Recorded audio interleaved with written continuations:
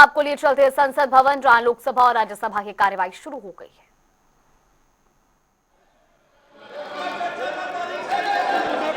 माननीय सदस्यगण,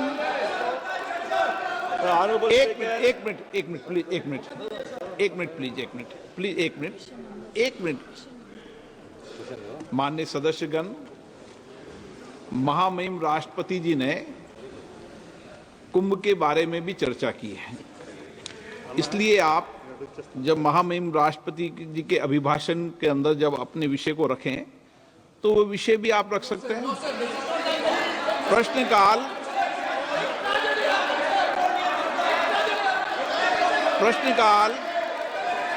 प्रश्नकाल सबसे महत्वपूर्ण समय होता है, माननीय सदस्यों का समय होता है और बहुत प्रयास करने के बाद माननीय सदस्यों का प्रश्न आता है, सरकार की जवाबदेही भी तय होती है। इस महत्वपूर्ण विषय पर कई बार चर्चा हो चुकी है और मैं आपसे कई बार आग्रह कर चुका हूं, माननीय सदस्यगण कम से कम एक व्यवस्था बना लें, एक व्यवस्था बना लें कि प्रश्नकाल के अंदर कभी भी विषय को नहीं उठाने दिया जाएगा। जब मैं आपका स्थगन को अलाउ नहीं करूं तब विषय उठाया करो। कभी हम संसद की व्यवस्थाओं को तो बनाएं ना।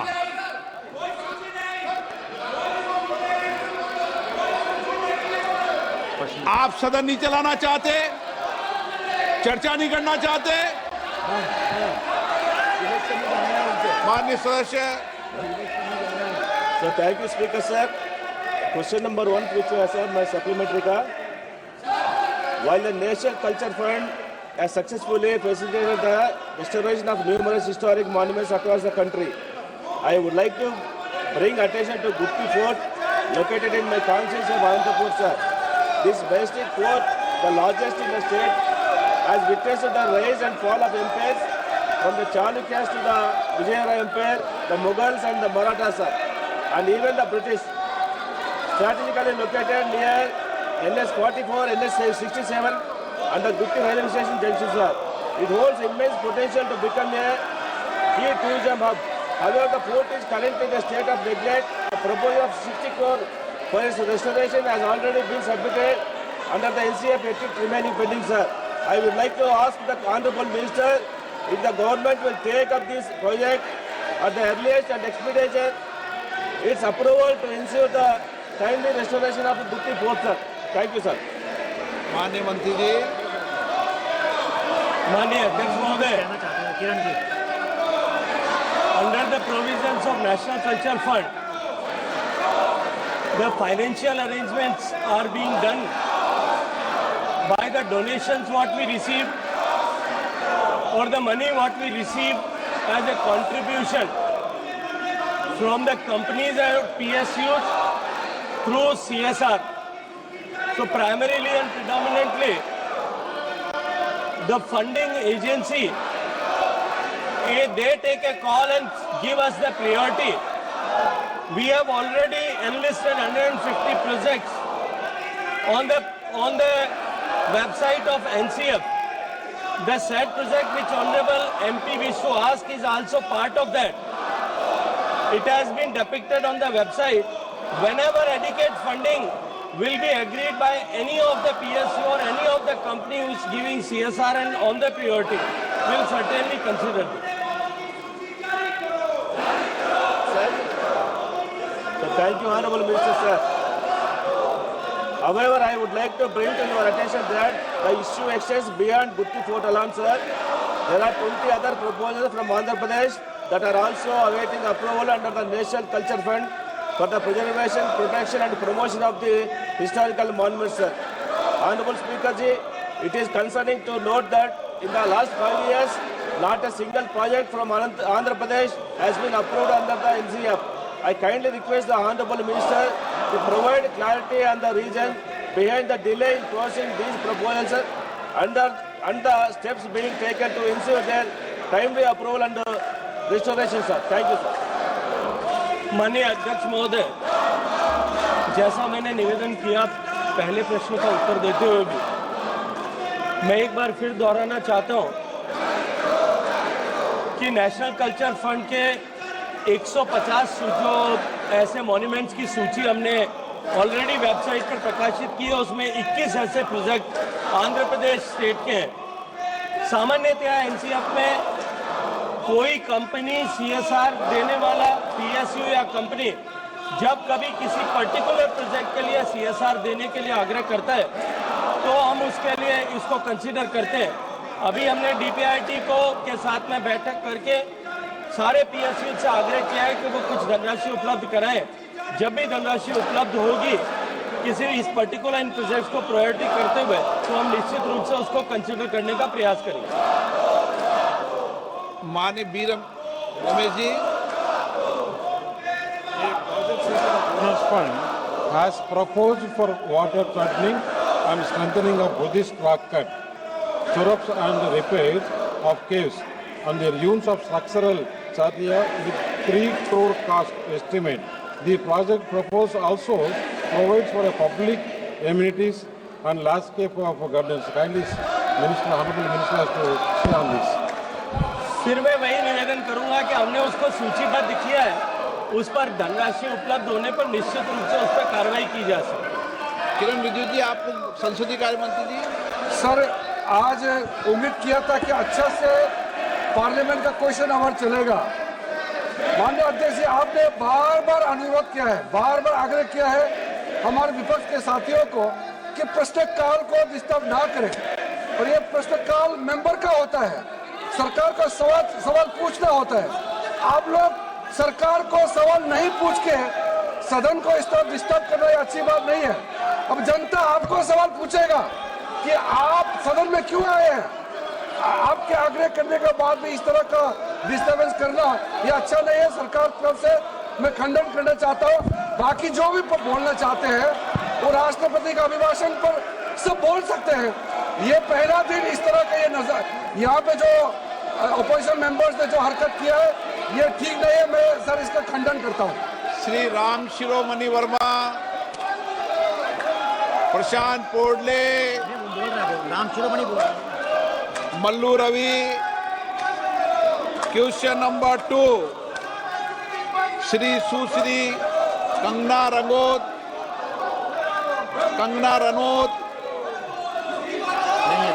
सुरेश कुमार कश्यप। अध्यक्ष महोदय, प्रश्न संख्या 2।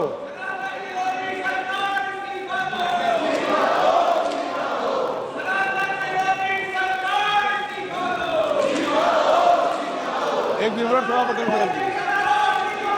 अध्यक्ष महोदय, मैं माननीय मंत्री जी का धन्यवाद करना चाहूँगा जिन्होंने बड़ा विस्तृत उत्तर इस प्रश्न का दिया है। माननीय प्रधानमंत्री जी के नेतृत्व, श्री नरेंद्र मोदी जी के नेतृत्व में देश के लिए जो नवीन बजट 2025-26 प्रस्तुत किया गया है, इसमें समाज के प्रत्येक वर्ग का ध्यान रखा गया है। मैं माननीय वित्त मंत्री जी का धन्यवाद करना चाहूँगा कि जो बजट आपने प्रस्तुत किया है इस देश को एक नई दिशा और दिशा देने वाला बजट है और देश के विकसित भारत के संकल्प को पूरा करने वाला बजट है। मैं आपके माध्यम से माननीय मंत्री जी से जानना चाहता हूं कि क्या कॉरपोरेट कर की दरों में कमी से निजी क्षेत्र के निवेश में प्रभावी वृद्धि हुई है, और अगर ये वृद्धि हुई है तो कितनी वृद्धि हुई है, किस हद तक वृद्धि हुई है, मैं माननीय मंत्री जी से जानना चाहता हूँ। अध्यक्ष जी, मैं आपके माध्यम से सदन को अवगत कराना चाहता हूँ कि घरेलू कंपनियों को वैश्विक स्तर पर प्रतिस्पर्धा बनाने के लिए, नए निवेश को आकर्षित करने के लिए और रोजगार के लिए अवसरों को उत्पन्न करने के लिए कुछ विशेष कंपनियों को टैक्स में छूट दी गई है। इन टैक्स छूटों में देश की आर्थिक गतिविधियाँ और बढ़ी हैं। उदाहरण के तौर पर अगर देखें तो विनिर्माण क्षेत्र में कंपनियों की संख्या के निर्धारण पर 2022-23 में जहां 2,838 से बढ़कर निर्धारण वर्ष 2024-25 में 3,644 हो गई है। साथ में स्टार्टअप की संख्या में भी लगातार बढ़ोतरी हो रही है और टैक्स पेयर की संख्या भी लगातार बढ़ रही है और टैक्स कलेक्शन भी लगातार बढ़ रहा है। इन्हीं सब का परिणाम है कि 2014-15 में हमारी अर्थव्यवस्था 10वें स्थान पर थी और वो विश्व की 5वीं सबसे बड़ी अर्थव्यवस्था बनकर के उभरी। Honourable member Shri N K. Premachandran ji, N K. Premachandran ji, आप मुझसे कहते हो मुझे महत्वपूर्ण सवाल पूछना है, सीट पे नहीं बैठते हो, ये तरीका ठीक नहीं है आपका। Please Shri Kirti Azad ji.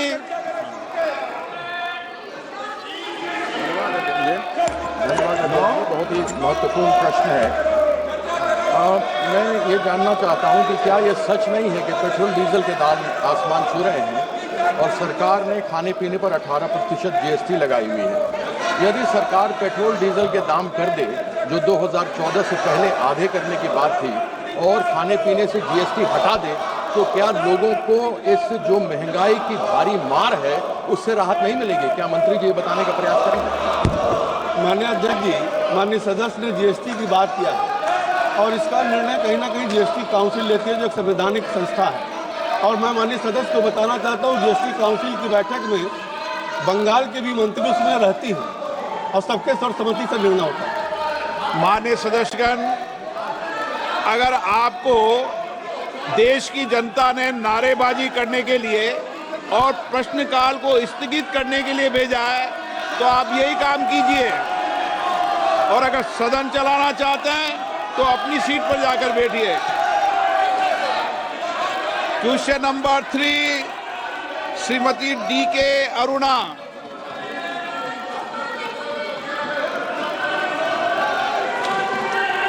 Question number 3 उत्तर सबर के पटल पे रखा है। Thank you very much for giving me this opportunity, Honorable Speaker, sir.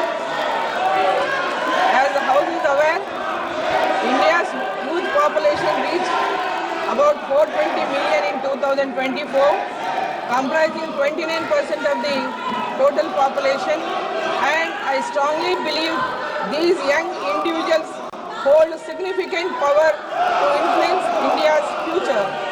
Now, my first supplementary question to the Honorable Minister of Youth Affairs and Sports, to the Chair, what are the steps being proposed by the government in consultation with the states, including Telangana, to achieve the ambitious goals of Viksit Bharat 2047, to make and ensure active participation and collective effort of every youth of the nation by utilizing their services in every field.